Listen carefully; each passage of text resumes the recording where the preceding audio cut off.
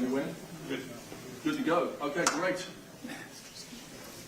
All right, my name is Mayor Buckley, and that was a really bad accent. I think maybe I'll try to introduce him. Actually, my name is Stuart Pittman. I'm the Anne Arundel County Executive.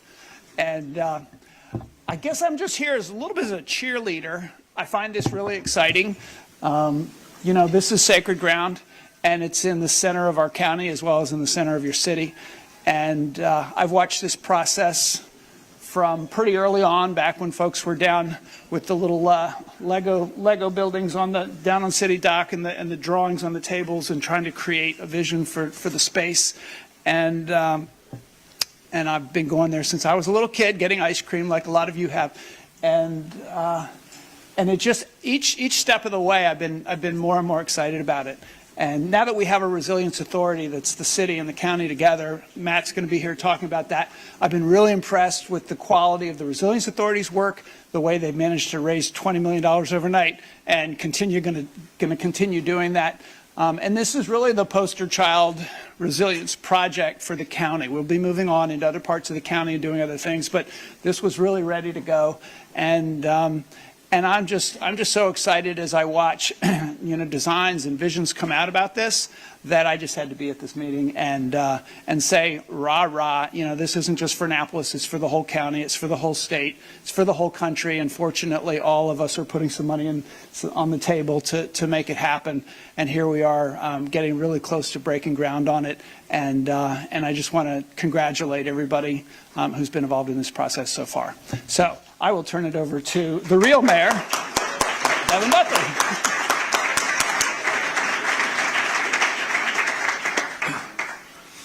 My name's Stuart Pittman.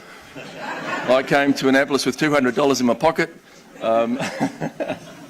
Well, this is exciting. Please give yourselves a big round of applause. Thank you. Thank you for selling out this event, even though it was free, but thank you so much because you come here because you love your city. I've got a lot of thanks to do, so I'm just going to go through those quickly first before I start the slides. First of all, I want to thank my beautiful wife for her support in me in my last 2 years on the job and the 6 years she's had to put up with before that. We are live broadcasting this, so everyone be aware. We provided alcohol just so we could make it more entertaining. After the presentation, you'll be able to ask questions. We have some technical restrictions with sound. So please write down your questions on a postcard that was provided to you when you got your thing when you came in. We will read them out up here, and whoever needs to answer them will answer them. Make sure, you know, everyone is watching online, so we will try to read out the questions loudly so people can hear that online. So we will collect your questions at the end of the presentation. So before we start, I want to say a huge thank you to the Waterfront Hotel for providing this space, this room for free. Their view is about to considerably improve from the parking lot that they look over today. And I would urge you, when you leave, please go into Pussers and look across at that parking lot and tell me that we can't do better. I also want to thank Chris Townsend from Pussers and Hilary Perrett because they have deeply discounted the food. I hope you've enjoyed the food there, and so a huge thank you to them. Can we give them a round of applause? And I won't make you clap for every elected official here, but I want to name them and I want to thank them for being here because this was a team effort. This takes a village to make this happen. It is something historic that is about to happen at City Dock, and it wouldn't happen without the Annapolis City Council. So you can hold your applause to the end, but Alderman Dewan Gay is here, Ross Arnett is here, Alderman Pindell Charles is here, Alderman Rob Savage is here, Alderwoman Karma O'Neill is here, and representing Sheila Finlayson is Tony Spencer. So I want to say a thank you to you guys. I also want to go to the other side of the room and thank our state representatives, because we wouldn't be here without their support. Delegate Dana Jones, Delegate Shanika Henson, and representing Senator Sarah Elfreth is Jennifer Navabi. Also, on a federal level, I'm looking around for our representative, representing Senator Ben Cardin, who we are going to deeply miss, is Jessica Cook. Representing Chris Van Hollens, who's going to be doing a lot of lifting soon, is Jessica Clateman. And then, of course, Bridget Smith is here, as well as County Councilwoman Lisa Rodvian. There you are. Thank you so much. And, of course, our great County Executive, Stuart Pittman. A big round of applause for all the elected officials here.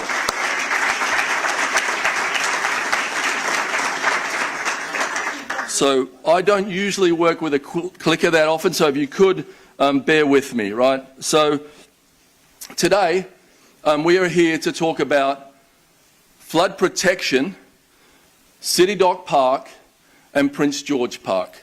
That is what we are here to talk about. Those things, especially the flood protection, are imperative.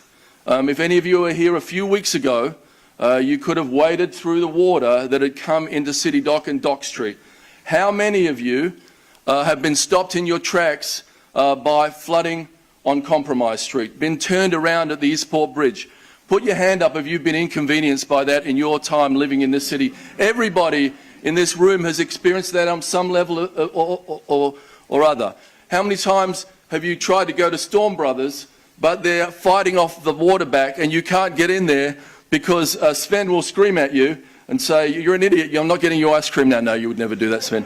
Only to me. And can't get into those businesses. So I just want to point a few things out, and let's see if I get this right. These numbers are real. This really happened to the city. This happens on a frequent basis. And look at the increase. That is not going to get better. It's going to get worse. How many of you have been to the boat show? Embarrassing. One of our number one economic drivers. The boat show flooded. People scrambling for pallets, trying to do something to hold the water back. When it gets to a certain point, there isn't any option. What we're talking about today is a plan to stop that, right? A plan that has a twofer. Not only are we going to stop sea level rise and the next catastrophic weather event, but we're also going to have the opportunity to create a world-class park.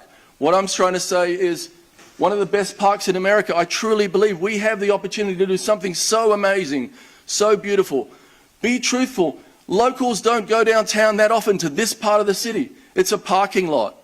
We don't go there the way we should. We don't show it off the way we should. Maybe we go down there, I go down there, get on the water taxi. It's great. That's how I show off the city. But I don't go down to see the park. I don't go down to see the parking lot. We're going to create something that is amazing. And we've got agreement on the park. But what we don't have agreement on, and what was in the front page of the paper, was the Waterfront Welcome Centre. This is our Maritime Welcome Centre. It is nearly 50 years old. It needs to be replaced. We have to do something. This city deserves first-class boater facilities. That's what we're going to do. We're going to knock this down, open up the sight lines, raise City Dock, and do something magical. But we're not talking about that today. There's been a whole bunch of ideas. There's going to be a question and answer. Which one of these ones do you want? Well, it's not going to be any of these ones. There's been lots of ideas that have come across the line, right? It's not going to be any of those. You know, it's not going to be talked about today, that area that says still in design. We still have lots of meetings on what we're going to do about that area. We're going to have to come to an agreement on that. So that area is not in question. But what is in question is how we build barriers, how we build a beautiful park at City Dock, and also at Prince George Street. So this is a design that's probably not going to be that design. Look at that. That was the one that was in the front page of the paper. That is going to change. It has to go to the Planning Commission. It has to go to the Historic Preservation Commission. It has to go through MHT review. There's a lot of steps before anything is going to go on that land. We are not here to talk about that today, even though I'm talking about it. Now, what we are here to talk about is the Waterfront Welcome Centre and its uses, maybe. I'll just touch on those really quickly, right? The Waterfront Welcome Centre will do a lot of things, right? I'm just going to get my water here, sorry. This is where I make my Marco Rubio joke about drying mouth. For anyone that witnessed that, it was really funny. So what we do need to fit into a Waterfront Welcome Centre when we knock down the Harbour Master's office is, first and foremost, the Harbour Master. We're going to move the Harbour Master from the middle of the parking lot to the waterfront. That's where the Harbour Master should be. And in that Waterfront Welcome Centre, we are going to have amazing boater facilities. Remember, we've got to put new bathrooms in there, new boater showers, boater bathrooms, boater laundry facilities. This is one of the most significant waterfront cities on the east coast of America. If you're a boater and you come in here, it's embarrassing. If you go to the showers upstairs, go to the laundry facilities, use any of those facilities, we deserve better, and we're going to do something amazing in that space. What else we're going to do in that space is put the Conference and Visitors Bureau in there. Visit Annapolis and Anne Arundel County are a tenant at that little kiosk, but instead of a person behind the glass, you're going to be able to walk into a building and see a real person that's not behind glass and have a real visitor experience. Maybe some retail in there. That is the two most important things. Also, we're going to create an entrance to the Burtis House. That entrance is not a workable entrance, right?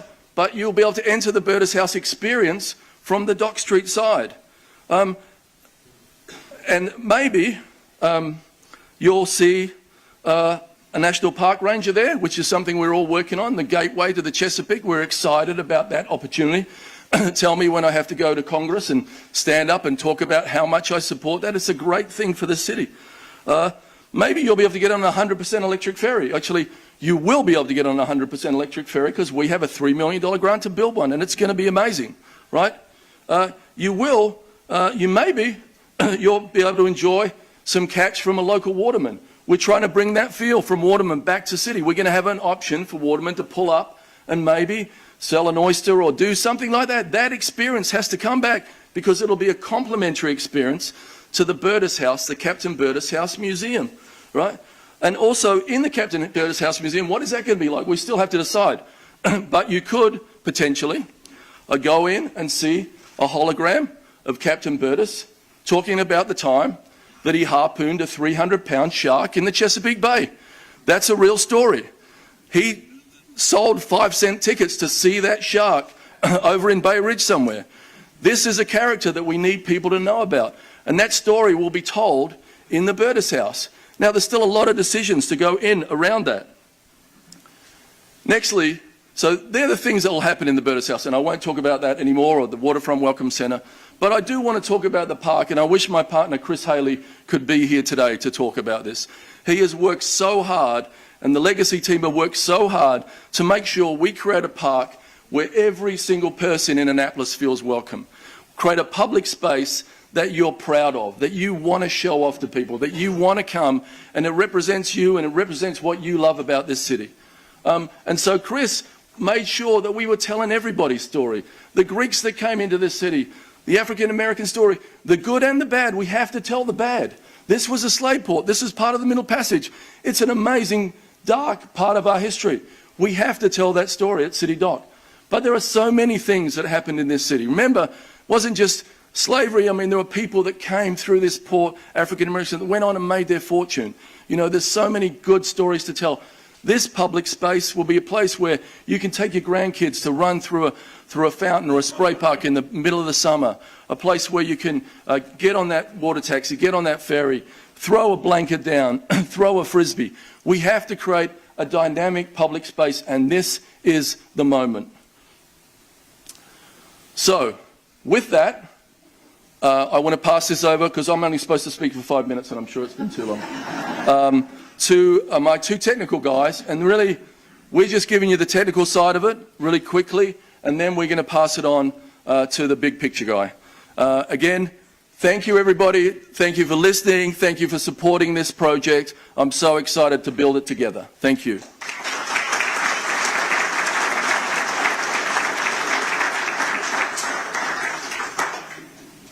Good evening, everyone. I'm Burr Vogel. I'm the Public Works Director for the city. So as we saw in some of those pictures, 20 years ago, Hurricane Isabel hit the state of Maryland. I think 34,000 homes were damaged, caused about $1 billion worth of damage. This hotel had 3, maybe 4 feet of water in it on the first floor. Marcus House had 3 or more feet of water in it. And our project will defend against an Isabel strength storm for about the next 50 years. And then sea level rise will again bring us back into some danger from that strong of a storm. So to do that, we're going to be elevating the land. We'll be extending the bulkhead along Compromise Street. We'll be adding deployable flood barriers to that 8-foot level of protection. And we'll be pumping out the rainwater that could be trapped behind those rising tides. I'm going to jump forward one slide real quick, and then I'm going to jump back to this. I just want you to hold this image of this is what a deployable flood barrier looks like. On the right side, that's the flood barrier when the tides are low and kind of what we would see almost all of the time. But on the left, you have the flood barrier has been raised, and this is a passive flood barrier. It will rise on its own. So I'm going to talk a little bit about just where we'll see the different flood protection strategies. Along Prince George Street at the Naval Academy wall, we'll be connecting in there to a wall that they are building, so we'll be protected from any backdoor flooding on the Naval Academy. And then the pink line, it's kind of in the middle surrounding the park, that's a natural land barrier. We're simply raising the ground there. We'll have an elevated park. We'll create beautiful views, an awesome visitor experience, but that also is that twofer that the mayor talked about. It serves as our natural land barrier, along with some sitting walls. Moving along to the left side of the screen, along Dock Street and Randall Street, that's where we'll see those deployable flood barriers that I showed the pictures of a second ago. And then along Compromise Street, we'll be extending the new concrete bulkhead, the one we built about 8 years ago, down towards the Fleet Reserve and kind of tying in somewhere around this hotel. On top of that bulkhead, we'll be having some other deployable flood barriers. Again, all we're trying to do here, it's quite simple, is create a consistent level of elevation, a physical barrier between the Chesapeake Bay and the land that we're trying to protect. Another point I wanted to make about these deployable barriers and the strategies and why this is a little bit complicated is you can really see the sight lines are absolutely just destroyed on the left side of this picture, right? We could not build, the simplest solution would have been just build walls along the waterfront, you protect everything and walk away. But the visitor experience, the resident experience would just absolutely not tolerate that. So that wasn't really a viable option. And at this point, I'm going to turn things over to Matt Fleming.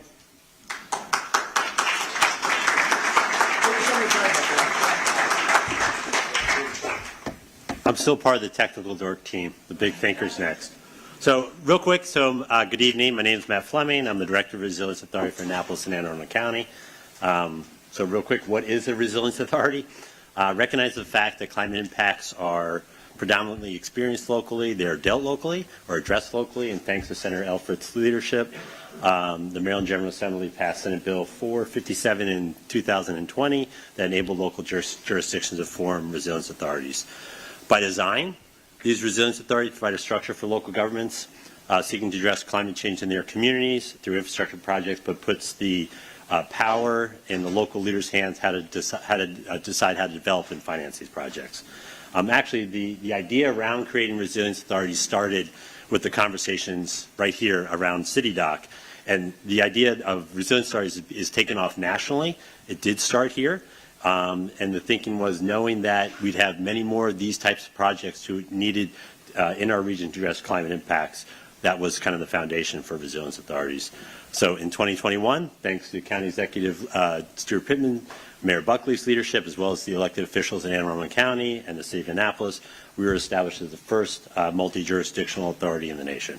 So, about this project, over the past year, the Resilience Authority, we are governed by a board of directors that is made up of financing and infrastructure experts. Your Resilience Authority board is a really impressive group. If you haven't had a chance to look who they are, please check out our website.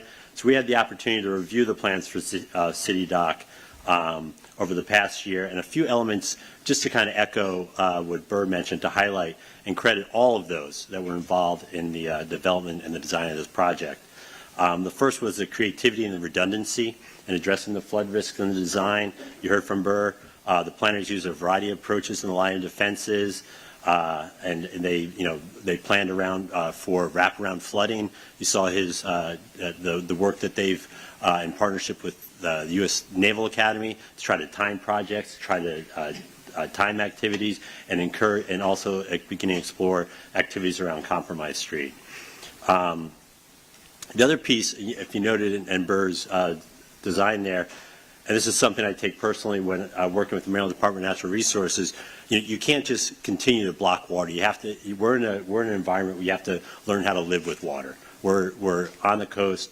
We're a coastal dependent state, coastal dependent county, and you saw how the planners used like the big green field, the passive barriers to understand that whole philosophy of living with water.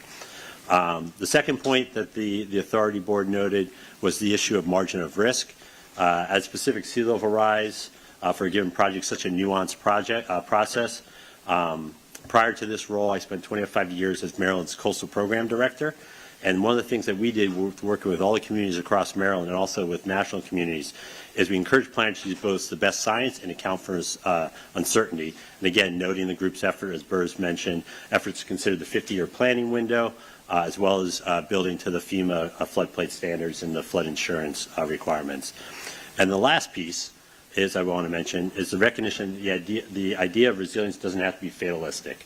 It can provide a positive and transformative vision of the future, potential. It provides us an opportunity to embrace what's unique about a community and build on those strengths. And you saw in that design, it's not just a flood protection project. It's not just addressing flood impacts in the design, but it's doing it in a way that's embracing mobility, providing more open space, celebrating the culture, water access, and the history of this area. So the next slide.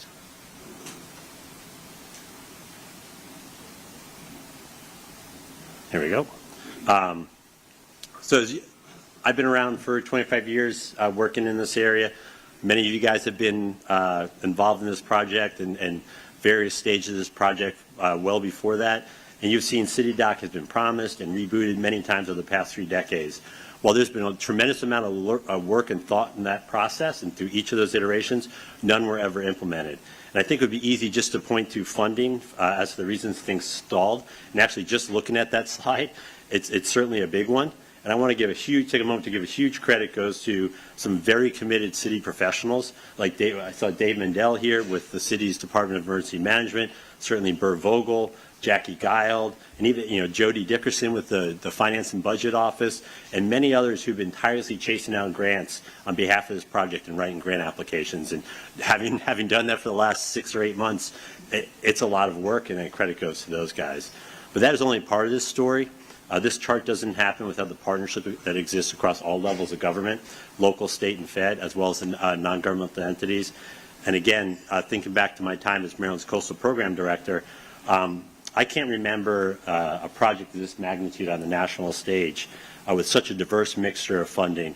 And that certainly doesn't happen. A chart like this doesn't happen without some of the innovative thinkers and the partnership dedicated to a cause greater than oneself. So start with the members of the Annapolis City Council, the creativity in connecting the redevelopment of the Hillman Garage with the plans for City Dock and the approval of the public-private partnership and support for the portion of those parking fees to catalyze this effort. In addition, it gave the city the opportunity to use those dollars to leverage public and private dollars, to use that as leverage to attract public and private dollars. Support from the county and the state leadership and the state and elected officials. Maryland State Delegation, Senator Elfreth, Delegate Dana Jones, Delegate Shanika Henson, who have been involved in this project since its inception, and of course Maryland's federal delegation, as the mayor mentioned, Senators Van Hollen,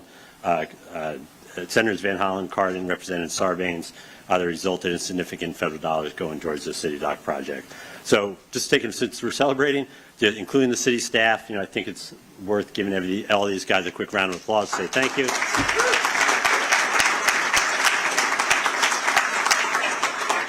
So before I turn this over to Dharma, there's a couple more elements still to settle for City Dock and across the county. On behalf of my board, we look forward to working with you all on these issues. It's certainly an exciting time I think we're in, and I'm very proud to live in the state and work with city and county leaders that have made responding to climate change a top priority. So with that, Dharma.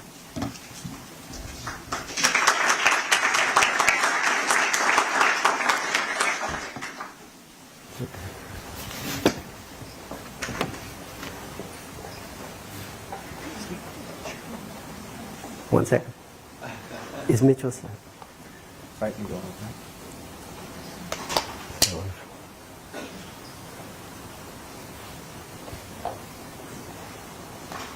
Okay, I'll start. So thank you again for the setup. I'm Dharma Packner, the founder and creative director of Contrast & Company. We're a local Annapolis brand marketing and communications agency. And I'm a 20-year Annapolitan with a business squarely located downtown. So I couldn't be more thrilled about playing a role in seeing the vision of where this is all going. So we've got a lot of ground to cover, so I'm going to jump right into it. So my agency was tasked with developing the foundational framework for the messaging. And as Mayor Buckley alluded, there's obviously a lot of details and things to still be resolved. So as we go through this presentation, there's a lot of words and there's a lot of details as we talk about some of the specifics. Near the end of it, I'll move through it fairly quickly. But the opportunity was first and foremost to establish like a foundational structure for how this project is captured and communicated, not just in the short term, but not just immediately, but over the next couple years as well. So there's typically a few things we try and accomplish in these types of presentations.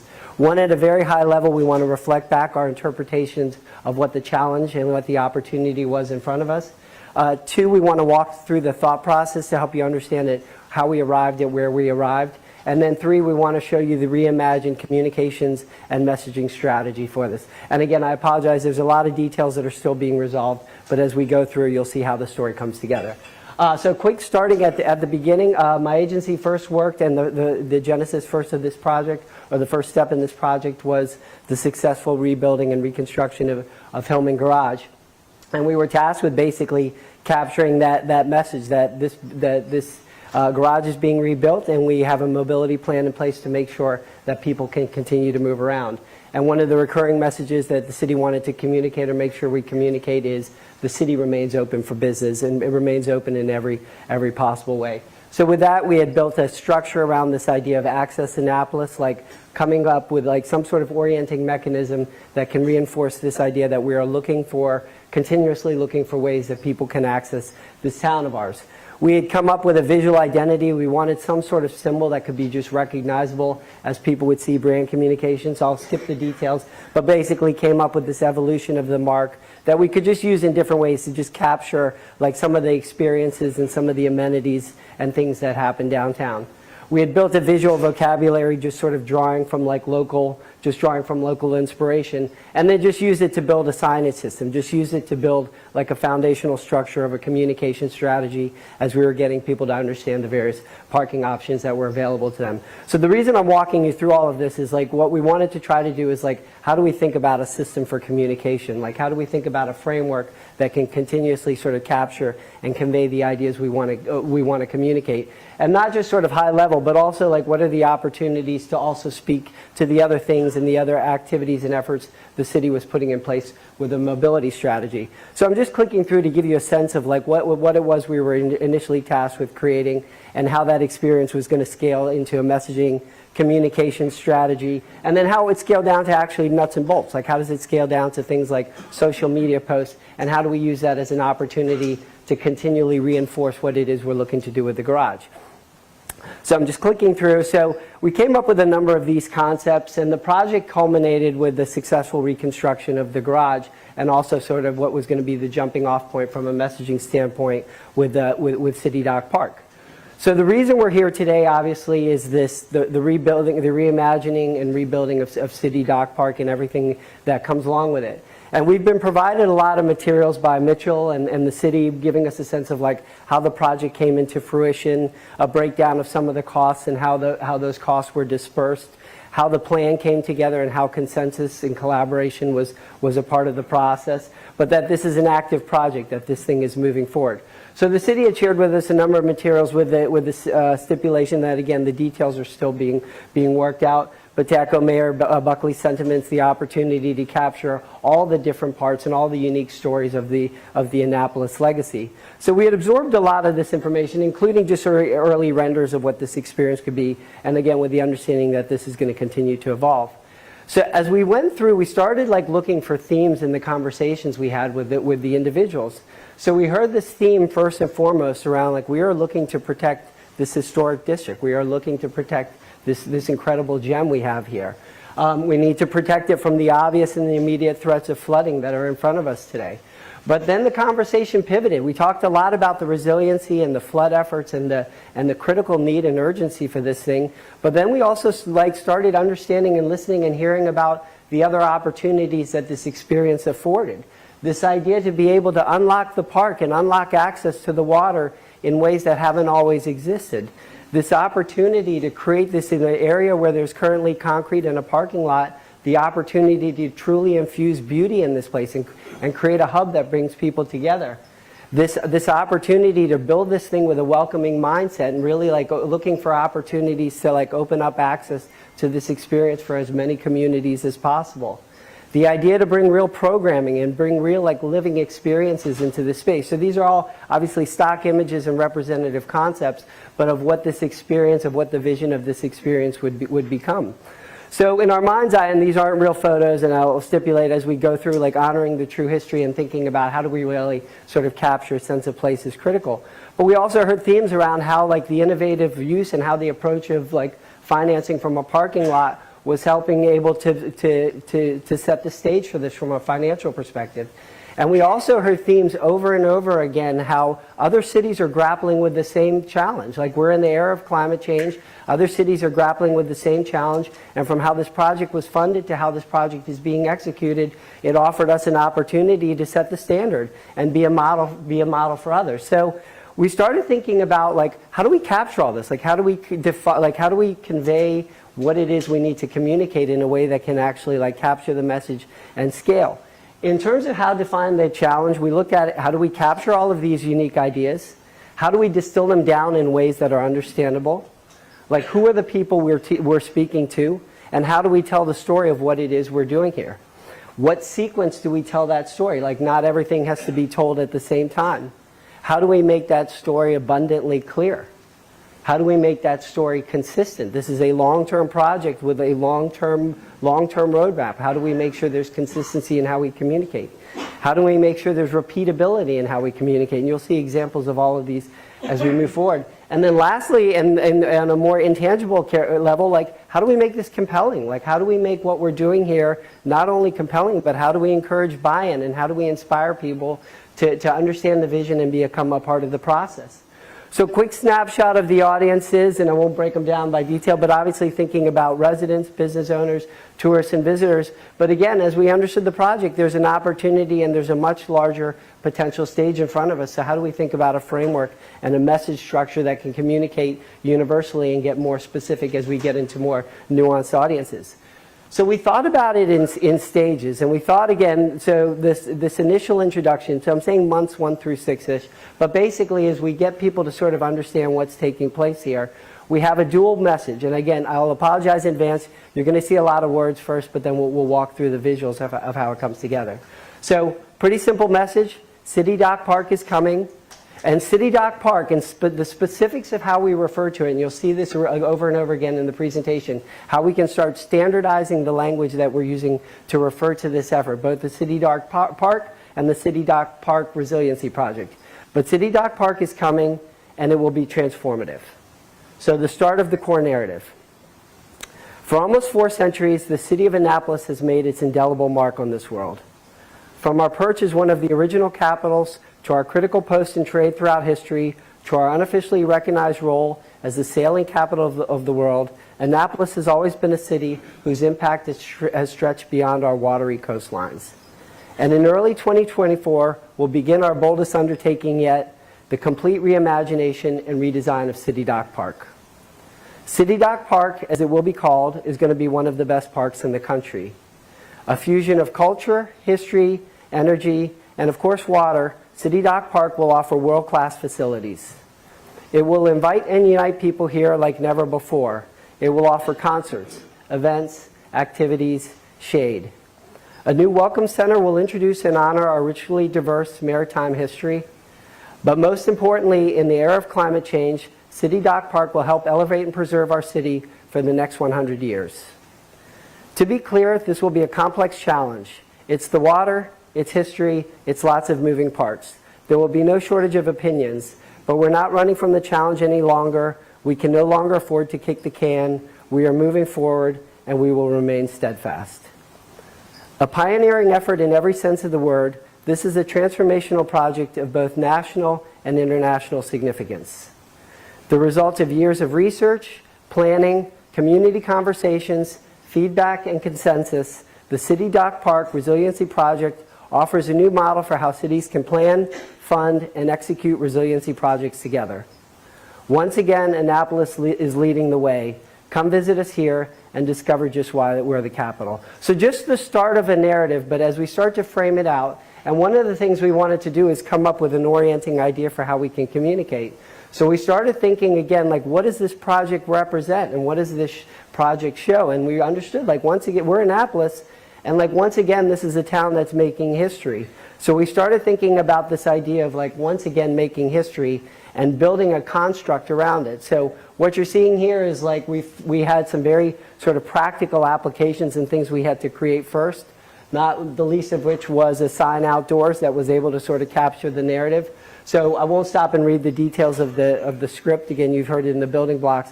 But the opportunity at a high level to talk about this project is, like, once again, Annapolis is making history in a transformational way. City Dock Park is coming, and then speaking to the characteristics of what it is we're looking to do here. So thinking about, like, once again making history, from a design perspective, we just wanted to get a quick sense of, like, how does this start to translate? One of the things we're working on is developing a communications website which will offer the nuts and bolts and details in terms of what's going to be happening and how it's going to be happening.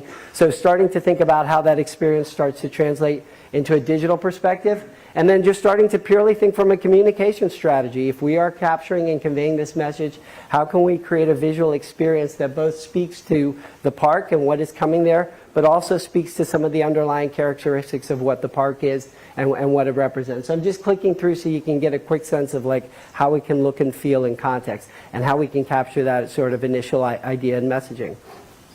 One other consideration, we haven't fleshed it out here, but it's thinking about, like, how does it translate? Like, how do we think about all of this campaign, all of this messaging in Spanish? How do we think about scaling it and moving it beyond these constructs? So we haven't done a deep dive there, but that'll be the next round of explorations. So then just starting to get a quick sense, and this is getting super tactical and in the weeds, but, like, how do we create a really quick communication strategy? So what you're seeing here is just, like, hypothetical social posts, but how we can sort of capture and convey that idea of what it is we're doing, and how it can scale and translate in different ways. There'll be all sorts of different types of both physical and digital touch points all around Annapolis. Like, what is the opportunity to capture and convey some of this messaging there? So at a high level, announcing this park and speaking and letting that ladder up to this idea of making history was one step, but what we realized is we have to get much more specific if we're going to create something that has some real, like, legs behind it. So thinking a little deeper, we tried to determine, like, what was the genesis of this project? Like, why is this thing happening? And I think, and Mayor Buckley, I think, alluded to in his presentation earlier, like, you can see it over and over again, and the longer you've lived here, the more you see it, and the more frequently you see, like, scenes like this. So from a timing perspective, like, this is happening. Climate change is here, and this is a reality that we're dealing with. So how do we capture and convey the sense of urgency around what it is we're doing? And again, I apologize, you'll see words first, but then we'll get into the visuals. Over the centuries, City Dock has been many things. A colonial gateway where the founding fathers gathered, a port on the Middle Passage's slave trade, a thriving waterman's hub, and of course, a quaint tourist destination. Annapolis is a gem, and City Dock is the sparkle at the center. Being surrounded by water is what gives us our rich history, but it also brings a unique set of challenges. Over the years, City Dock has faced disruption. Rising sea levels has caused more frequent and more intense flooding events, damaging infrastructure, and costing both businesses and the city millions due to lost revenue from frequent closures. We've all seen kayaks on Main Street. We've all seen Alex Haley up to his ears in water. Flooding here has cost millions, and if we didn't act, the water would continue to rise. We couldn't let that happen. We're Annapolis, and we're the capital for a reason. We have a rich history, and we continue writing it daily, so we must protect our future, we must adapt, and most critically, we must do it now. But this isn't just about us and protecting our little coastal corner of the world. Look around for yourself. Climate change isn't coming, it's here, and we see its impact far more than we've liked. From innovative funding partnerships to excellence in engineering, our successful efforts here can serve as a standard for others to follow. The stakes are too high to fail. So like with all of this, I'm presenting it in narrative blocks, but the opportunity, and as we translate it over to the city, is to think about all of these messages and these concepts as like sound bites. And every one of these sound bites has an opportunity to dive into specifics as you talk about the specific and unique challenges of water, like specifically like referencing the flooding days and referencing like the business costs. So as I'm presenting it, I present it in narrative format, but the idea is these are the sound bites and the building blocks and the conversation starters. So what are the primary objectives behind City Dock Park, and how do we communicate them to our audiences? And with all of these, the framing mechanism, like the way we started thinking about like framing out our responses is like we have to be able to answer these questions. Like, why are we doing this? Why are we doing this now? Why did the city take this on? Like, what's wrong with things the way they are? And there's a whole host of unincluded questions here as well. So the opportunity is like, how do we answer that? So what you're seeing here is our response in a paragraph, and I'll show it to you and I'll break it down sort of step by step. The first sentence. The City Dock Park Resiliency Project is designed to protect historic downtown for the next century. 16 words, but the first statement in terms of why are we doing this? And again, the consistency in naming, City Dock Park Resiliency Project. The park is an embodiment of the resiliency effort. But then from there, while this effort is timely and critical, it also presented a much richer opportunity. A chance to create a hub that brings people together here like never before. A chance to truly honor our rich history and the water that courses through it. A chance to unlock our backyard and open it up to everyone. But perhaps most importantly, it offers us an opportunity to be a beacon to the rest of the world and remind people why we're the capital. So thinking in terms of each one, like how they break down. So a stronger, more resilient Annapolis, we're protecting our future. Annapolis sits at the convergence of, these are the last set of text slides, I promise. Annapolis sits at the convergence of multiple challenges. We have both more frequent and more intense flooding, especially at low-lying areas like City Dock and along Compromise Street.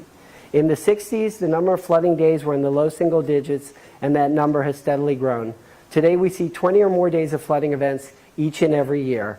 As a result, land subsidence has caused the ground under Annapolis to sink. These problems have made the issue of resiliency both real and urgent. The new City Dock Park Resiliency Project protects the historic district. It is designed to address these issues and keep Annapolis thriving for the next century. So theme number one. Theme number two, a transformative downtown experience. We're building a hub. Annapolis has long needed a backyard welcoming for everyone, and that's what we're building here. We want to improve the living experience for our residents, businesses, tourists and visitors. We're looking to build one of the best parks in the country, a vibrant fusion of energy, light, and of course plenty of water. A stunning maritime welcome center will greet visitors by land and sea. Our dock park will feature places to lounge, programmable spaces for performances, shade from the sun, and countless other amenities. Theme number three, a monument to our history and heritage, all of it. Our city has a rich and diverse history with unique and untold stories. City Dock Park will be a celebration of all of them. Most people are unaware of how much and how often City Dock has changed over the years. From a bustling waterman's port to a parking lot, City Dock has always been a lot of things to a lot of people. First-class water facilities and the new Welcome Center will honor our history and keep us deeply aligned with the maritime industry that surrounds us. Theme number four, a welcoming mindset. We're unlocking access. Annapolis is surrounded by water, but not everyone has easily available access. City Dock Park will help provide equitable access to water, and we're welcoming everyone. With a free ferry made possible by a $3 million federal grant, We're helping connect disadvantaged communities to the water and the amenities the park will have to offer. We're building a hub here, a hub that brings people together, one that gives them a reason to celebrate. And then the last theme, a model for others to follow, that we're building a beacon. From how this resiliency project was conceived, collaborated, financed, and ultimately executed, we're looking to set the standard and create a model for how cities can and must adapt in the era of climate change. Communities around the world are grappling with variations of this challenge, and we have the opportunity to demonstrate how it can be done effectively in ways that minimize disruption and maximize consensus. Like we can be that model. So we started thinking again, if we have these orienting themes for what else this park is going to be and what it's going to represent, like how do we capture and convey those ideas in the long term? So what you're seeing here is the second phase of messaging. Like once we get past City Dock Park is coming and we're creating history, how do we get into more of the nuts and bolts? So we kept coming back as we went through the discovery process, and it was one of those things, like as we heard the word park over and over again, we just kept thinking like park's making it smaller. Like what you're building here sounds like a park is the embodiment of it, but the things that it'll include and the things that it'll represent are so much bigger. So we started thinking about this idea of this is far more than a park. Like we're protecting the future of this city. Like far more than a park, like we're building a hub that can bring people together. Far more than a park, like we're coming up with a way to truly honor our history. Far more than a park, we're welcoming everyone. And far more than a park, like we're leading the way forward. So we started thinking about, like, how does that experience then start to translate? So as we think about the ongoing communication strategy, making sure we're reminding people that the park, again, is the park is the physical embodiment of what it's representing, but the opportunities and the other things that are going to be part of the process are equally critical in how we can start to capture and convey them. So I'm just clicking through so you can get a quick sense. I won't stop and read the narratives. You've seen them, but how we can start thinking about a framing structure far more than a park, and then how we can use that as a specific opportunity to do a deep dive into the specific characteristics of what it is we're building here. So I'm just clicking through so you can get a sense of it. From a design perspective, there's going to be construction there for a long time, so the opportunity to remind people, like people will get tired, people will get frustrated over time, the opportunity to continuously paint the vision of what it is we're building here and remind people of the intentionality behind that vision. So just like thinking about like how do we simplify that message and make sure that message is repeated. So beyond that, we are also working on specific ongoing communications like messaging specifically for residents, and then coming up with like a design system for, I'm just clicking through, but a design system for how the city can keep up ongoing communications down from like specific benefits of the park down to nuts and bolts of this street is going to be closed or this opportunity is going to be happening. But like how do we create a design system that will allow for that ongoing communications? So just thinking more about it in terms of like systems than in actual content. So what we have here too, and I put the disclaimer here, is we are working through the park details. And again, I won't stop and read all of these, but basically, as we start thinking about from high-level messaging down to getting into the specifics, like what is this park specifically going to include and entail, we're working on developing that messaging structure.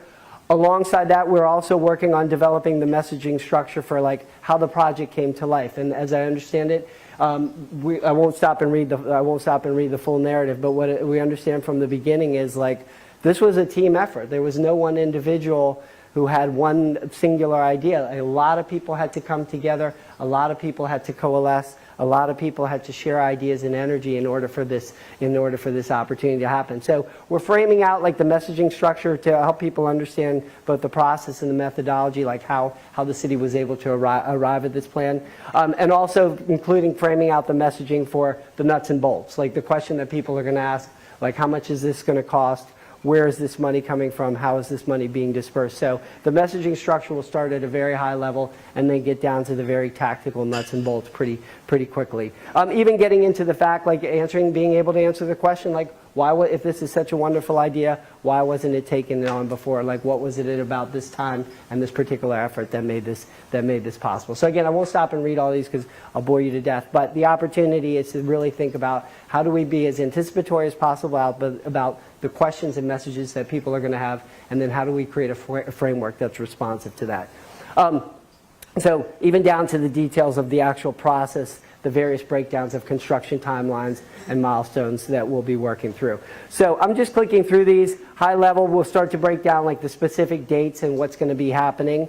And then ongoing communications will address sort of the following, like how are we addressing the needs of residents? How are we addressing the needs of visitors? Like what's the day-to-day ongoing communication strategy for all that? And then the last thing I'll show you, and this is just completely proof of concept, but again, thinking about this idea of like if this project ends up being a standard, ends up being a model, I'm not proposing a brochure or anything, but the idea here, what we're trying to communicate is like, what is the opportunity to tell the story for how this project came together, how a parking lot formed the genesis of a park, and how all of these moving parts and these different complexities came together in a complex city with a lot of history and a lot of technical engineering challenges to really create something precedented. So what are the opportunities to really speak to that at a high level and use that as a model? So these are just very conceptual ideas, even thinking about potentially like creating a podcast where you interview people. Like I would be incredibly interested in learning the engineering details of what's happening, understanding exactly like how these things are taking place, but an ongoing, coming up with some sort of persistent ongoing communication strategy to keep the project front and center and to help people sort of understand what's happening at any given time. And just even thinking about like what are the playful ideas for like starting to tease out what could be coming down the road. So again, very half-baked ideas, but the opportunity to really think down the road, like can we create a framework that can apply consistent messaging for the foreseeable future. So that's kind of where we stopped. Again, a lot of details to work out and a lot of nuts and bolts, but I wanted to give you a sense of like how we were capturing the way we look to capture the narrative and the framework that we would look to put together to keep that narrative going for the foreseeable future. So thank you very much, and I apologize for all the words on screen.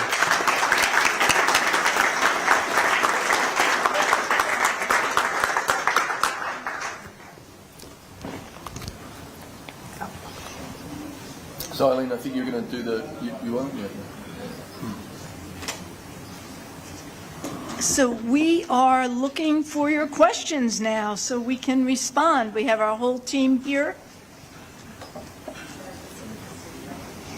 And while Mitchell is collecting them, I know many of you. I'm Eileen Fogarty. I'm the City Dock Project Coordinator, and I've been working with many of you for the last 4.5 years. It's pretty exciting to have Dharma pull all of this together and elevate us from sort of the little squabbles we get in to the realization that we have something amazing going on. Questions?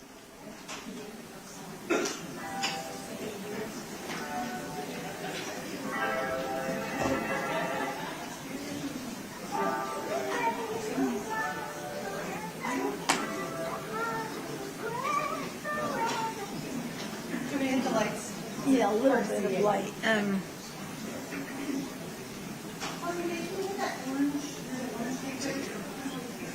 Thanks.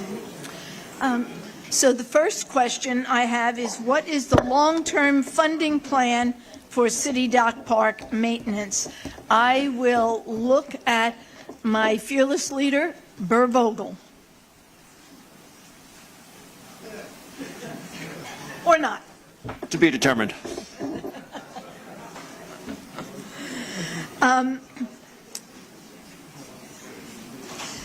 Do we have a boat builder for the electric ferry?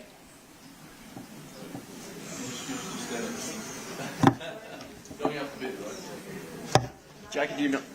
So an RFP is going out. This is not a Public Works thing, but an RFP is in development, should be out in the next 4 months or so. So as part of our grant from I'm Jackie Guile, the Deputy City Manager for Resilience and Sustainability.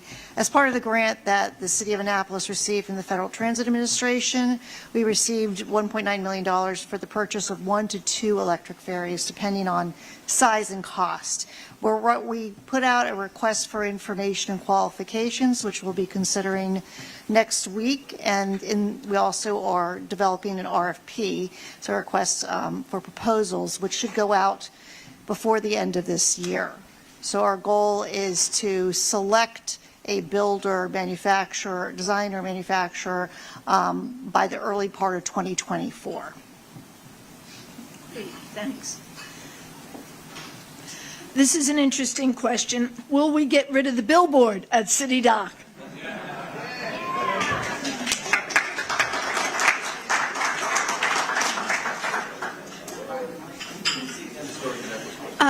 This is a question regarding the Naval Academy. What happens at either end of the project on the Naval Academy side and the Fleet Street side? And I think Burr addressed this briefly in his presentation. Do you want to speak to that again? So yes, on the Naval Academy side, they're doing the exact same thing in the long term, but they're probably a decade or two behind us there. Fortunately for us, they're also interested in raising the height of their wall along Prince George Street. So we will simply tie in. From an engineering standpoint, they'll be keyed. Whoever's wall is there first will leave a space for the other wall to connect to it. In all likelihood, that'll be the Naval Academy. Their project will get a little bit ahead of us, and then within a year or so, our walls will come in, and we'll just tie right together at the corner, right at Prince George Street. On the other end, that gets a lot more complicated. I think Fleet Street is more or less in the middle of the project from a flood protection standpoint, but right here at the Fleet Reserve and at this hotel, that's where we still have a little bit more to flesh out. The bulkhead will come in, but there is the potential for water to, if we had a big storm surge, it could come through this hotel, through the lobby, and then flood Compromise Street that direction. So there's still a little bit of work to be done there. Possibility to protect along the waterfront, but also as Compromise Street is getting a little higher here, we could build some low walls on Compromise Street. How is the Fleet Reserve Club affected? And I believe the answer to that is that the city has been meeting with the Fleet Reserve Club, and they are talking with the city about participating in the extension of the flood control barriers. Correct. Good. What infrastructure and services will be provided to move people of all ages to and from the city dock? I think that's a good one for the mayor.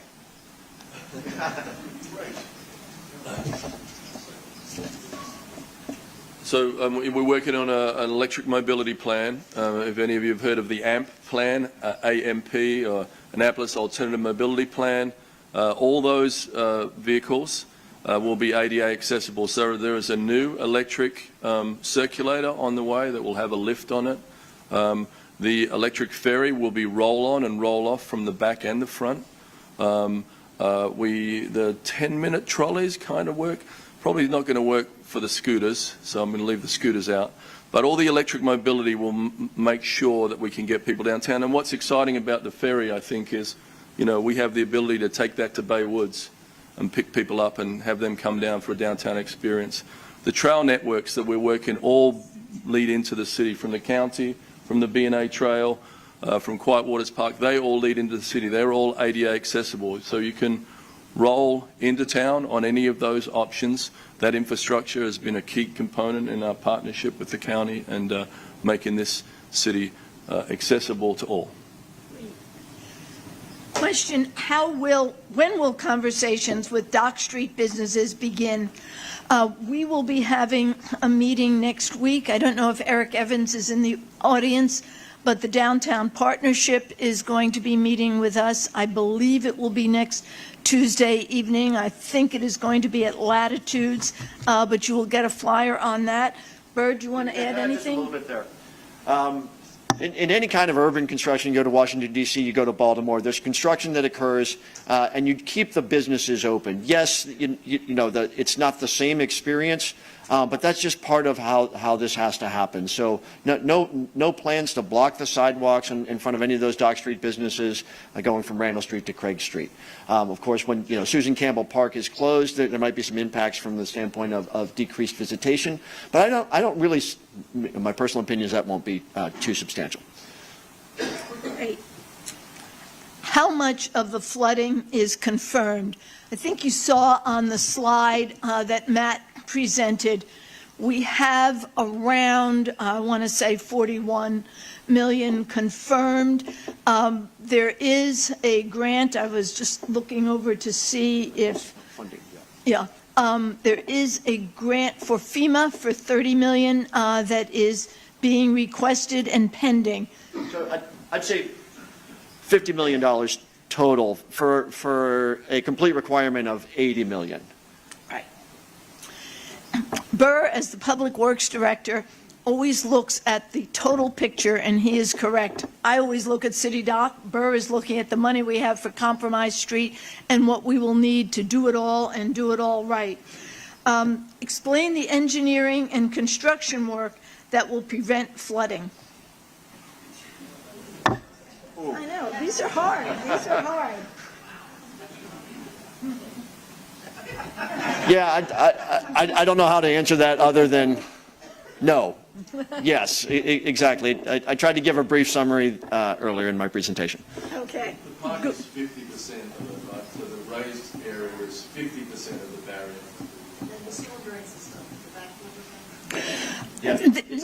There are really three things going on if you think back to Burr's slides. One is that park, which ranges from 6.5 to 8 feet, acre and a half. That is a major part of the resiliency. It is an earthen barrier.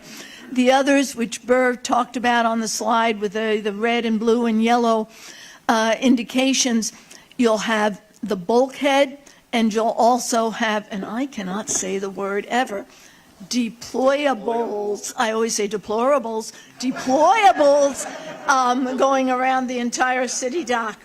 What's the timeline for the total development? Burr? 3 years. That's good. Thank you. Let's see if we get some easy ones here. Yep. So we'll start in March of next year, really with preliminary utilities work only. Then the bulk of the work will take place over the next year, so that's October of '24 through October of 2025. And then the remaining work will be a little bit less impactful. The park will be open at that time, basically doing all the fancy flood stuff. And here's a question for the mayor. It's about the live music festivals. How will the pergola, the stage, be regulated to avoid large concerts? In other words, why don't you describe the two opportunities at each end of the park? I don't think we want to avoid large concerts. So I think the Singer-Songwriter Festival is a fantastic event for the city. It's been a great driver. It brought people in. It's a sister event with Key West, another beautiful waterfront city. But we'll have a larger stage area that won't happen that often. It'll happen maybe for Singer-Songwriter. It'll happen maybe for Shamrock the Dock or some of the other events. And then a smaller stage area near Susan Campbell Park that we can do smaller events. So I think that, you know, there's a lot of things that happen at City Dock.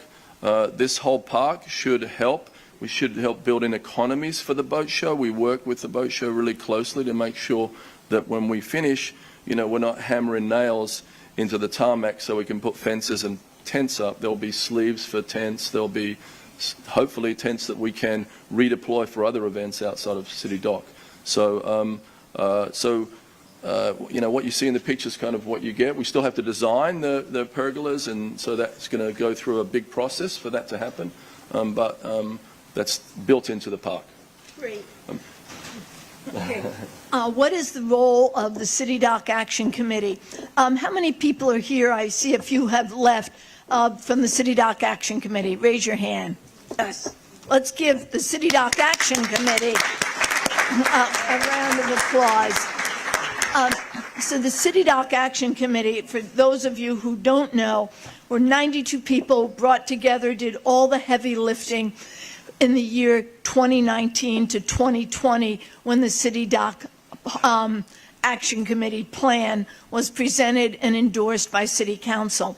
Since that time, as the implementation has gone forward, the Action Committee, and particularly the teams, the design team, the legacy team, the resiliency team, these various teams from the Action Committee, as well as the committee as a whole, have been brought in at different points to look at what is coming forward. There have been a lot of interaction on the park itself, and now with the Maritime Welcome Center, the City Dock Action Committee, its teams had an initial preview, and there will certainly be additional meetings on that topic. So the City Dock Action Committee will continue its role as advisor during the implementation. Here's one. As a business owner on Dock Street, what challenges can I expect during construction? What is the city helping to do for businesses? Who wants to take that one? I think Bird just spoke about that, yeah. Yeah, okay. And here's a question that we can answer, but we do not have the graphics with us this evening. We do have the graphics. I've got a couple questions people are asking about views to and from the water. So in terms of the park itself, the park is raised between 6.5 and 8 feet. On the park, of course, there'll be just unbelievable views. If you are sitting, and the question is, if I'm sitting directly in front of the park, will I be able to see the water? We have an image of that. We don't have it with us, but we'll make sure to include that in future presentations. Will the project be broken into phases? So the first phase has been the garage, which all of you know was completed ahead of schedule and slightly under budget. Yes, yes.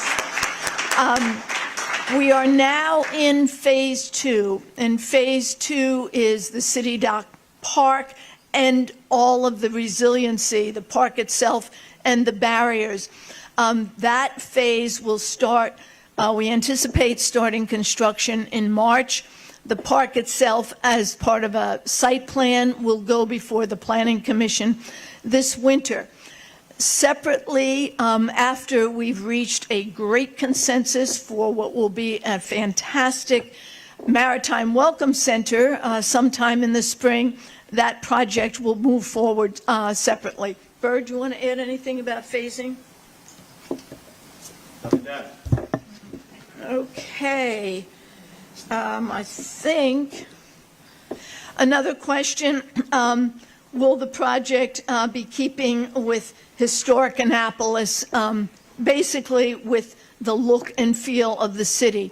We certainly feel that the park greatly enhances the historic feel of our city. The park will be the place, as the mayor and Chris Haley has so eloquently described, where our entire diverse and complex history will be woven into the actual fabric of the park itself. The Maritime Welcome Center will receive lots of comments, lots of ideas, and will go through not only Maryland Historic Trust, but our Historic Preservation Board. I think we should probably address it, and I'll take the first stab at it, although I'm not an architect. One of the things we hear a little bit is we'd like it to look like a part of the historic downtown, and we just really can't, for a variety of reasons, try to replicate the way buildings were built in the 17th or 18th century. So it will have a little bit of a modern feel. It's got to have a feel of its time, but it also will need to fit. And so there has been a substantial amount of effort, input from both experts and residents, and will continue to be so as we go through these final steps of permitting and revising the designs to make sure that it fits, yet it does, again, have to be of its time, which is now. Thanks.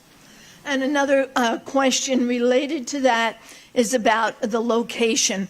A great deal of analysis was done to pick a location that, A, was on the water, because it is a waterfront welcome center for everyone, but B, also that preserved and maximized the views from Annapolis out to the water.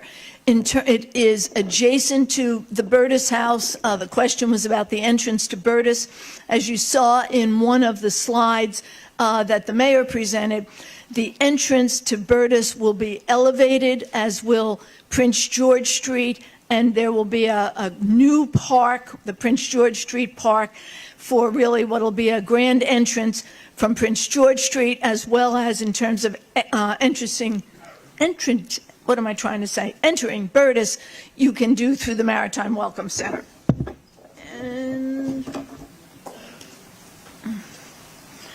I think that Here's a good question. Can my kids reach the water's edge to feed the ducks? Yes, absolutely. I think there is a question about the county. I think you heard from Matt that the county, through the Resiliency Authority, is providing and working with us to support funding for the project. And I think we've gotten everything. Thank you, thank you, thank you. So I just want to, I just thank you, and thank you all for giving your night up to come here. You obviously care. We're very lucky to have such an engaged city. But I didn't reiterate enough. The City Council, the private-public partnership on the garage, the $25 million concession payment that came for this. This project is the largest capital project in the entire history of Annapolis. It wouldn't have been possible without all these levels of government here. And I know we're in a time when we blame government for anything, but the leadership from the City Council, from our state delegation, $18 million coming in from them. We couldn't have done it we can't do it without that $18 million. There's $15 million, there's $3 million promised this year. Our federal representatives here, Cardin, Van Hollen, Sarbanes, nearly up to $10 million, and we're waiting on that $30 million grant, and we're in a good place. You know, we're in a great place for that FEMA grant because this project is getting national attention. I go on panels around the country to talk about this project. This is going to put Annapolis on the spotlight, in a spotlight for resiliency. This is going to be a model that's going to be copied in so many places.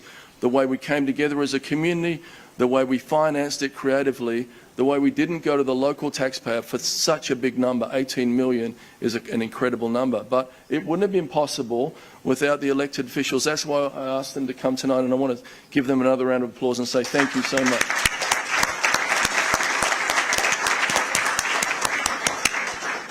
Kate reminded me to share with you that this is just the start of the outreach process. We have had, I added it up yesterday, we have had over 300 combination of work sessions, stakeholder meetings in the last couple of years right through this evening.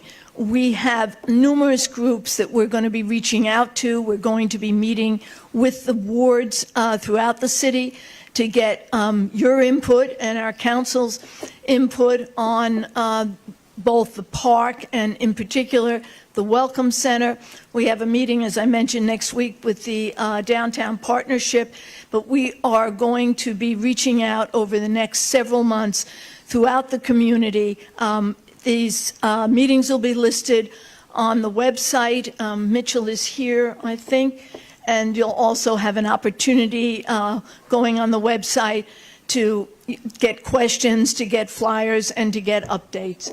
Thank you. Mr. Mayor, do you want to end it?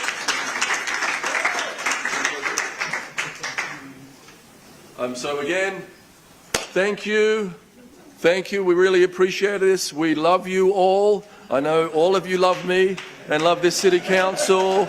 And thank you for making history with us. Thank you. Thank you. Dharma was terrific. I think, I wonder if we lost people.